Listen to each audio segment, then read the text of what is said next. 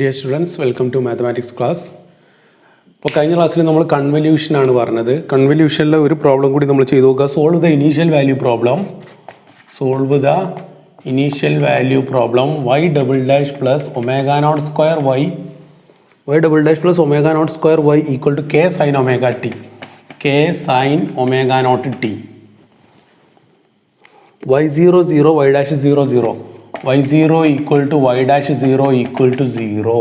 അപ്പോൾ നമ്മൾ ഇതിനെ throughout Laplace transform apply ചെയ്യാണ്. Laplace transform of y double dash plus omega not square y is equal to Laplace transform of k sine omega not t, which implies Laplace of y double dash എന്താ?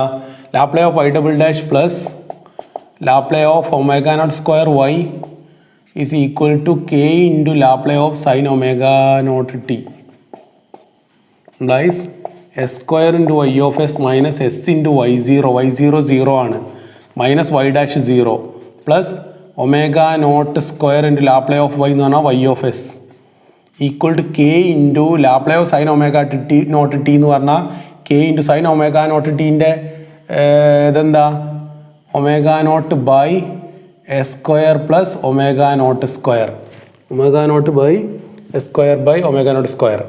So ഇത് 0 ആണ്, ഇതും 0 ആണ്, ഇതൊക്കെ 0 ആയിപ്പോയി.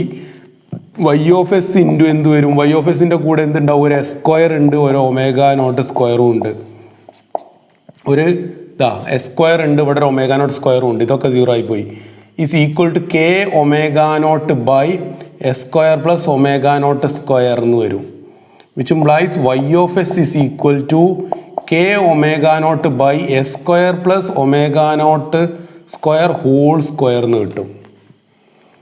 So y of t is equal to Laplace inverse of k omega naught by s square plus omega naught square whole square എന്ന് വരും, which is equal to Laplace inverse of, ഞാൻ ഇങ്ങനെ എഴുതി ഇതിനെ, k by omega naught into omega naught by s square plus omega naught square into omega naught by s square plus omega naught square എന്ന് എഴുതി.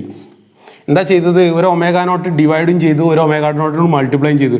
ഒന്ന് already മുകളിലുണ്ട്, പിന്നെ ഒന്നും കൂടി മുകളിൽ കൊടുത്തു, ഒന്ന് താഴെയും കൊടുത്തു. അപ്പോൾ പിന്നെ ക്യാൻസൽ ചെയ്ത് പോകുമല്ലോ, ഇതും ക്യാൻസൽ ചെയ്ത് പോയാൽ പിന്നെ പണ്ടത്തെ തന്നെ ഉള്ളൂ. ഇത് സ്ക്വയർ എന്താക്കി? എ സ്ക്വയറിനെ ഞാൻ എ ഇൻറ്റു എ എന്ന് എഴുതി. ഇതുകൊണ്ടുള്ള മെച്ചം എന്താ? ഇതിപ്പോൾ എഫ് ഇൻറ്റു ജി ആണ്, which is equal to Laplace inverse of k by omega naught into f into f.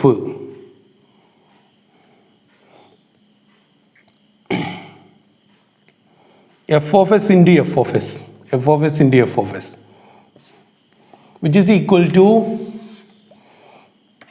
k by omega naught into f of s into f. Laplace inverse of f of s into f of s എന്താ? f star f, small f star f, where small f equal to Laplace inverse of capital F. So which is equal to k by omega naught into integral 0 to t f. ഇവിടുത്തെ f എന്താ സാധനം? ഇതിൻ്റെ inverse omega naught by s square plus omega not square എന്താ? Sine omega not t ആണ്. Sine omega not t, sine omega not t minus U into sine omega not t d u. എന്താ വരിക? സൈനാണ്, f star f എന്ന് പറഞ്ഞാൽ f of T minus U into f of U D u, അങ്ങനെ വരിക. Sine omega naught u D u. Okay, f of T minus U into G of U D u. ഇവിടെ എഫും ജിയും ഒക്കെ എന്താണ്? F തന്നെയാണ്. എഫ് സ്റ്റാർ എഫ് എന്ന് പറഞ്ഞാൽ f of T minus u, sine omega naught into t minus U into sine omega naught u D u എന്ന് വരും, into sine omega naught into u D U.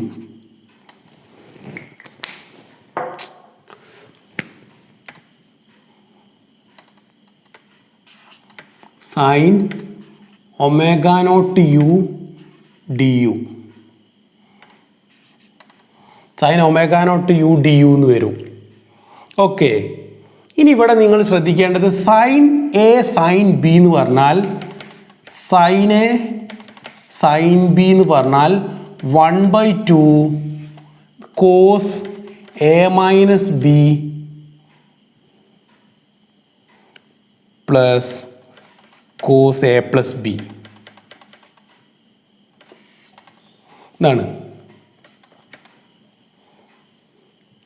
അപ്പം നിങ്ങൾ ഇത് വെച്ചിട്ട് എന്ത് ചെയ്യുക, ഇത് വെച്ചിട്ട് ഇതിനെ രണ്ടെണ്ണത്തിൻ്റെ സമ്മാക്കി എഴുതുക. ഈ ഇൻ്റഗ്രലിനെ ഇത് സൈൻ എ സൈൻ ബി ഫോമിലാണുള്ളത്. സൈൻ എ എന്താ, omega not t minus omega naught u d. ഇവിടെ വേണം ഒരു സ്റ്റെപ്പും കൂടി എഴുതാം.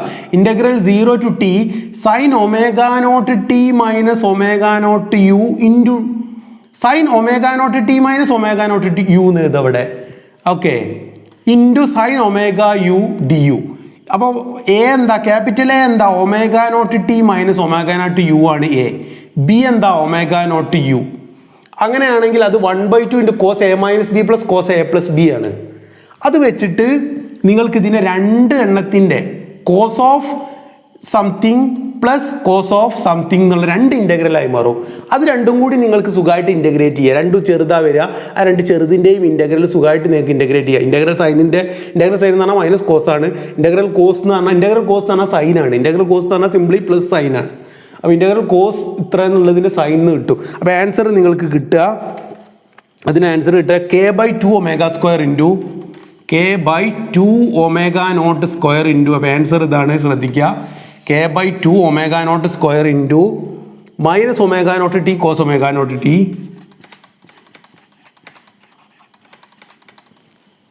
Plus sine omega not T.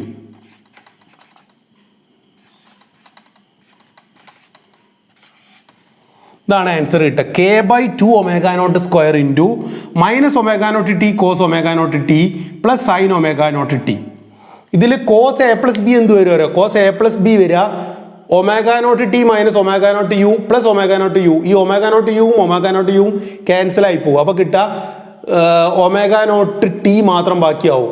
അപ്പം ഇവിടെ കിട്ടുക കോസ് ഒമേഗ നോട്ട് ടി എന്നാണ് വരിക രണ്ടാമത്തെ ഇൻ്റഗ്രൽ. കോസ് ഒമേഗ നോട്ട് ടീൻ്റെ ഇൻ്റഗ്രൽ വരിക സൈൻ ഒമേഗ നോട്ട് ടി എന്നാണ് വരിക. Sine omega not t by omega naught എന്ന് വരും.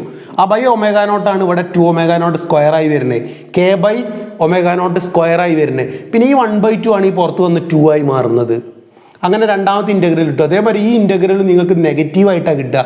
ഇത് മൈനസ് ഇത് ചെയ്യുമ്പോൾ omega not t minus omega naught u ചെയ്യുമ്പോൾ രണ്ട് പ്രാവശ്യവും -2 omega naught u plus omega not t എന്ന് വരും. അത് നിങ്ങൾ ചെയ്യുക, നിങ്ങൾ സ്വന്തമായിട്ട് ചെയ്യുക. സ്വന്തമായിട്ട് ചെയ്താൽ ഈ ബോക്സിൽ കിട്ടുന്ന ആൻസർ കിട്ടണം. അത് ചെയ്തിട്ട് എല്ലാവരും നോട്ട് എഴുതി കാണിക്കണം.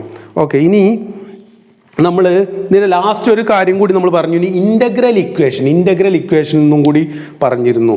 ഓക്കെ,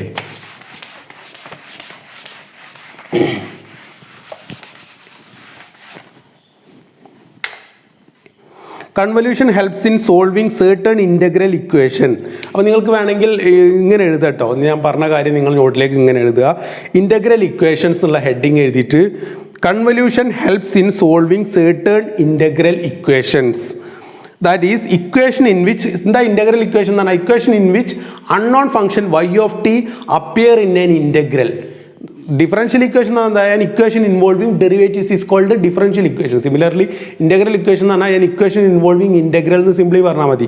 അല്ലെങ്കിൽ ഇവിടെ എങ്ങനെയും പറയാം, that is an equation in which the unknown function y of t appears under the integral and perhaps sometimes ചിലപ്പോൾ also outside of it, ചിലപ്പോൾ ഇൻ്റഗ്രലിൻ്റെ പുറത്തും വരാം y of t.